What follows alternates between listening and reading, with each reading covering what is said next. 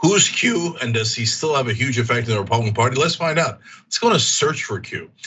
Joining me now is Bayan Joonam. He is creator and host of Search for Q on Vice TV, and Marley Clements, same thing, creator host, Search for Q on Vice TV. They're searching together. Great to have you guys here. Marley, let me start with you. Did you find him? Oh, we found him. He out there. Yeah, no. So this season last season we focused on the who, what, and why behind QAnon, and this season we focused on sort of what has risen out of the ashes of Q. So lots happening out there, and we're seeing this rise of Christian nationalism and radicalization across America, militias, things like that. And so we really looked into where Q has gone and where the 30 million Americans who consider themselves followers of Q have gone. Yeah. So first of all, Bayan, is it that random dude who ran 8chan or whatever and ran for Senate in Arizona and got clobbered? Ron Watkins, I think, is who you're referring to. And I think, for large part, there's a lot of people who really do believe that Ron Watkins was behind the whole thing. He certainly had access to the account, in the same way that Mark Zuckerberg has access to everybody's account on Facebook.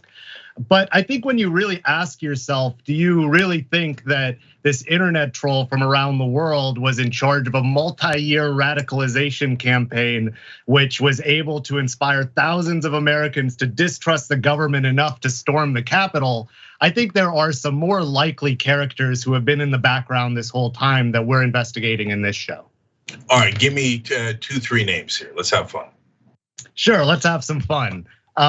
One of those names I think is someone who's been around for a long time, which is General Mike Flynn. What is his role in the origination of QAnon? What has he done since the rise and subsequently since Q went dark for 18 months? These are the questions that we really launch this series off with, wondering, well, what happened to these 30 million Anons, 30 million plus self-described Anons, and who are the new leaders? Some of them were recognizable names like Flynn, and some new leaders like the MyPillow guy, Mike Lindell, and the Overstock CEO, Patrick Byrne, all of which we speak to. And if you ask Mike Lindell, I'm Q. So it just shows you kind of like how warped the Republican Party has become when it comes to recognizing the radicalizing influence of Q within their own party. Yeah. That's a really interesting conversation about whether there was even any strategy behind it, because I think there's such a well of distrust and fear and hatred in the right wing that all you had to do was put anything in the ground and you'd hit a gusher.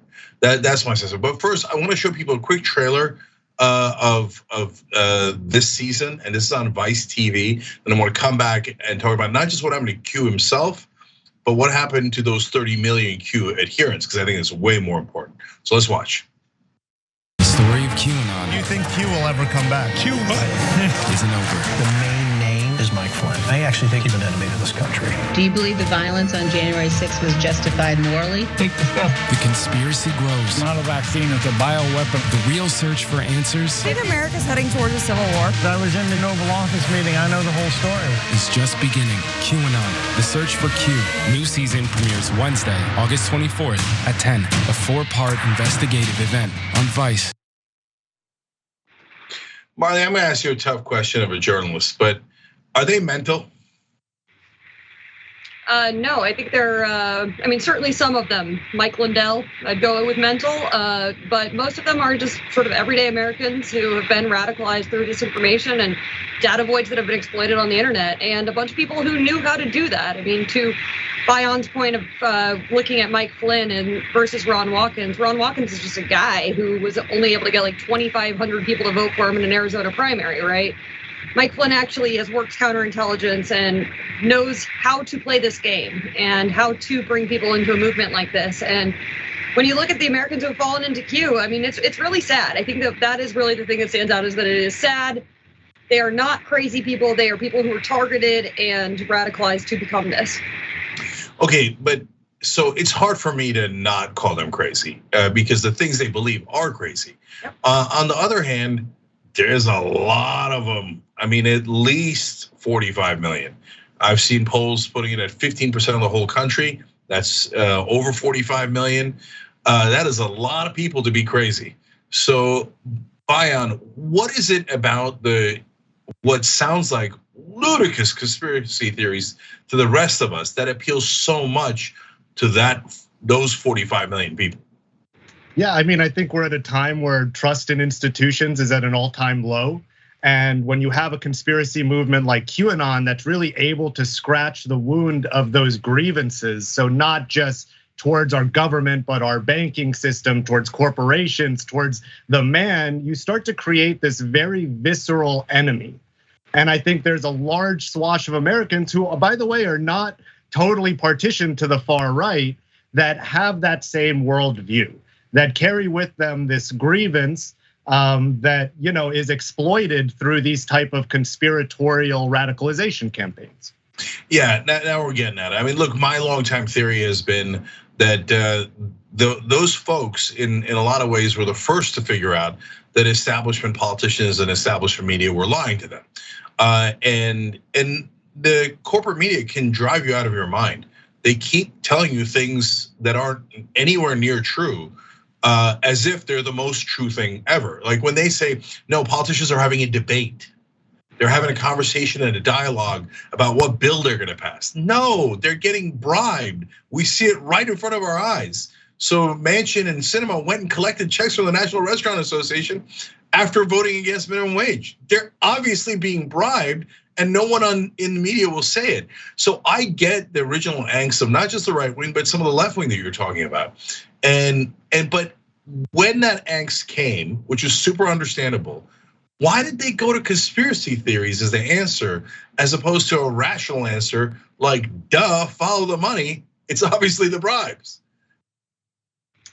I mean, I think this is a great question, and social media plays a huge part in that. I think that a lot of times, we have this relationship with the mainstream media, and I will say, Cenk, just like I think you had spoken to my good friend JT after our first season, who was a Bernie supporter who ended up, falling into QAnon, and that's because at that stage it was gamified, right? Like it was able to create a reward mechanism that stayed ahead of the mainstream media, right? Without like really difficult, predictions of, QAnon believers being villainized.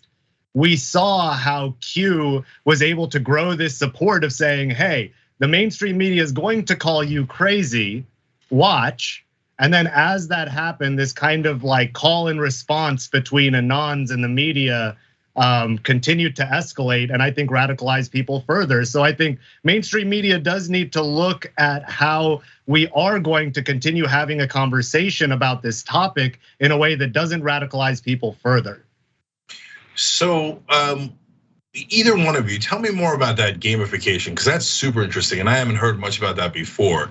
What do you mean by call and response? What do you mean by gamifying?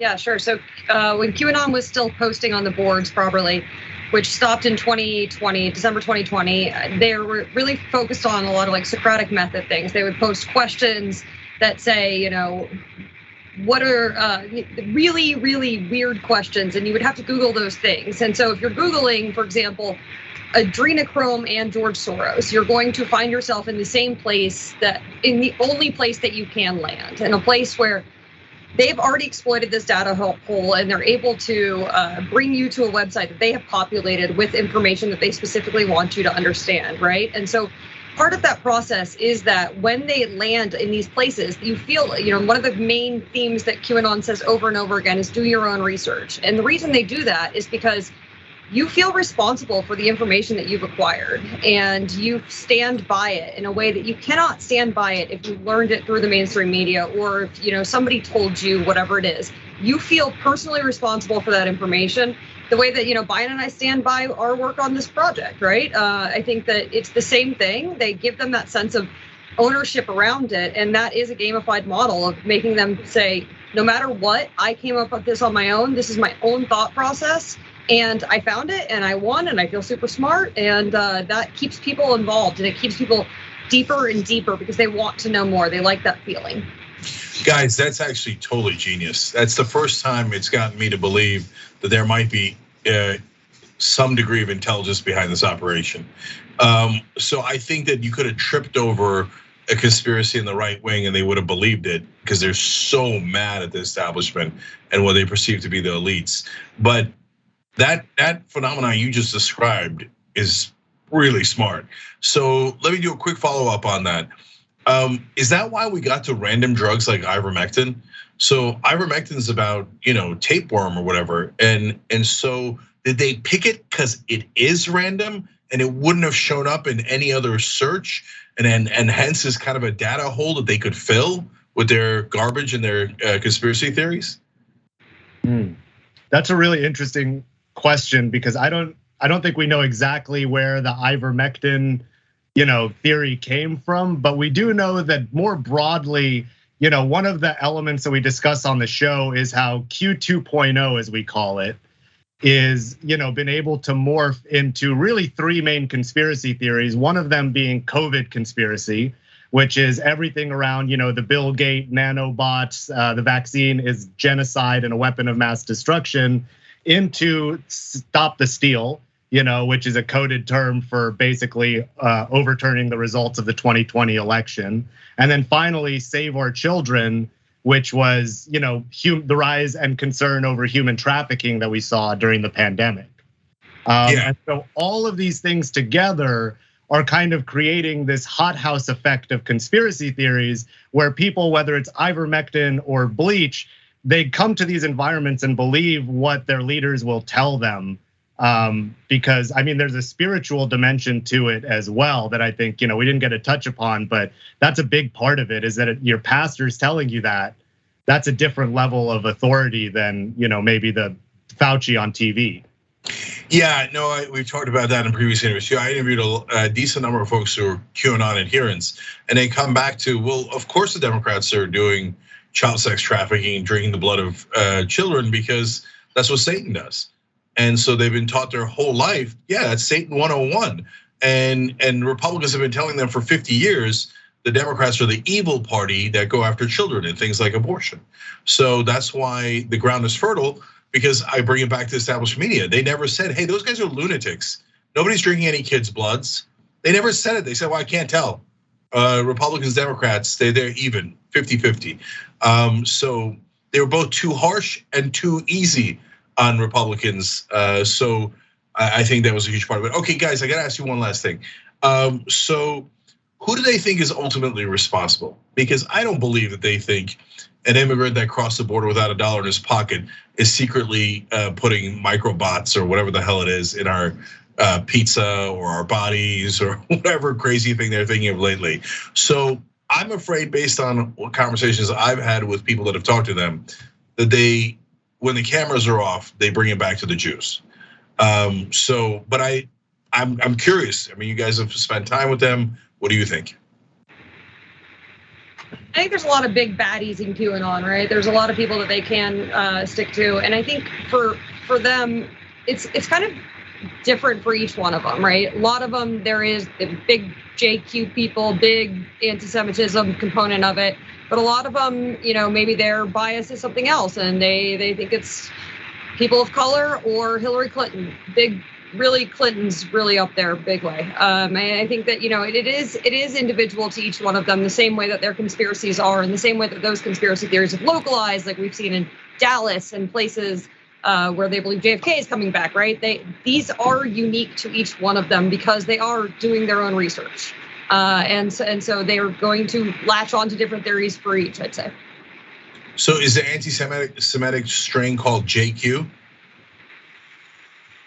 I haven't heard that term exactly, but it's definitely something that we explore in our series, and in the way that, especially from the pulpit, these messages are delivered to the audience. I think it's very interesting to see these events that Marley and I have been going to where no mainstream media is there.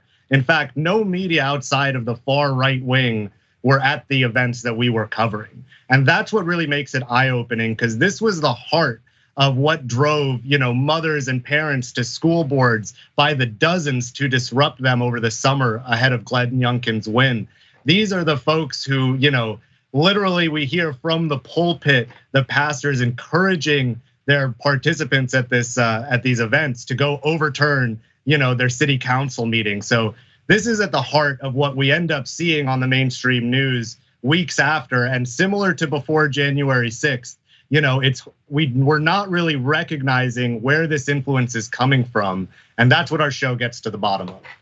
I'd also just add that I think that the biggest baddie for them always is whoever's in their way at the moment. So I think we'll see a lot of Merrick Garland as the king of the pedophiles or whatever coming forward. And that's just because he's going after Donald Trump. Yeah, that sounds about right. God help us all.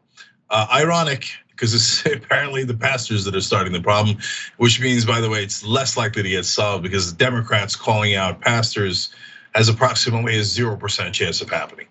All right, Bayan, Joonam, Marley, Clements, guys, it's called Search for Q. It's on Vice TV. It starts on August 24th. Definitely check it out. This is the second season, and it says you can tell super interesting. Thank you guys for joining us. Appreciate it. Thank you. Thanks, Jake.